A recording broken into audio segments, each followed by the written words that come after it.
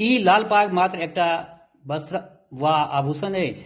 नहि, मिथिलाक अस्मिता, स्वाभिमान आ संस्कृतिक प्रतीक अछि। राजकमल चौधरीक कालजयी कथा ललका पाग एहि सत्यके अत्यंत मार्मिक ढंगसँ प्रस्तुत करैत अछि। नमस्कार, आइ हम चर्चा करब मैथिली साहित्यक प्रख्यात साहित्यकार राजकमल चौधरी द्वारा लिखल प्रसिद्ध कथा ललका पाग पर।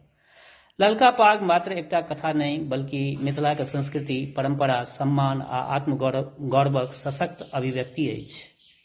एहि कथामे लाल पागक माध्यमसँ मिथिला समाजक बदलैत मूल्य, सामाजिक सोच आ मानवीय संवेदनाके अत्यंत प्रभावशाली ढंगसँ चित्रित कयल गेल अछि। राजकमल चौधरी अपन यथार्थवादी लेखनी आ गहन सामाजिक दृष्टिक लेल प्रसिद्ध छथि। हुनकर रचनामे सामाजिक वास्तविकता, मानवीय संघर्ष आ बदलैत समयके गूढ़ चित्रण भेटैत अछि। ललका पाग सेहो एहि परंपराके एकटा उत्कृष्ट उदाहरण मानल जाइत अछि। UPSC Maithili optional, BPSC NET, SET, BEd, विश्वविद्यालयके स्नातक आ स्नातकोत्तर स्तर पर मैथिली साहित्य पढ़निहार विद्यार्थी सभक लेल ई कथा अत्यंत महत्वपूर्ण अछि।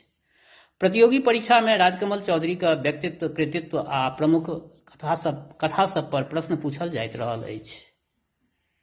एहि कथाके अध्ययनसँ मिथिलाक सांस्कृतिक पहचान, सामाजिक चेतना आ आधुनिक मैथिली कथा साहित्यक विकासके बुझब बहुत सहज भऽ जाइत अछि।